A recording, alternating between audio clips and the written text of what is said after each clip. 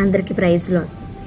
Good Friday రోజు చక్కగా మనం అందరం కూడా తలస్నానం చేసి మంచిగా ఉపవాసం ఉండి దేవుని సన్నిధికి వెళ్ళి ఆయన చేసిన త్యాగాన్ని బట్టి మనం తలంచుతూ కన్నీరు కరుస్తూ ఆయన ఎంతగానో ఆరాధిస్తూ ఉంటామండి.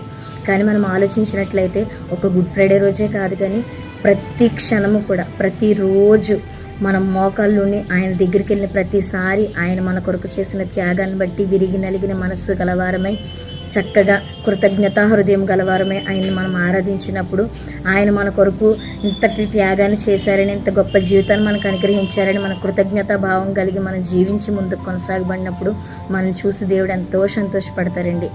ఆయన సంతోషపడేగల జీవితాన్ని మనం కలిగి జీవించినప్పుడు దేవుడు అత్యున్నతమైన స్థితిలో మనం నిలబెడతారు. కాబట్టి మనం అందరము ఒక గుడ్ ఫ్రైడే రోజే కాదు, కానీ ప్రతి దినము ప్రతి క్షణము విరిగి నలిగిన మనసుతో ఆయన త్యాగాన్ని తలంచుతూ ముందుకు కొనసాగబడాలని అట్టి కృప దేవుడు మనందరికీ అనుగ్రహించునుగాక. అట్టి కృపతో దేవుడు మనల్ని నడిపించునుగాక. ఆమేన్.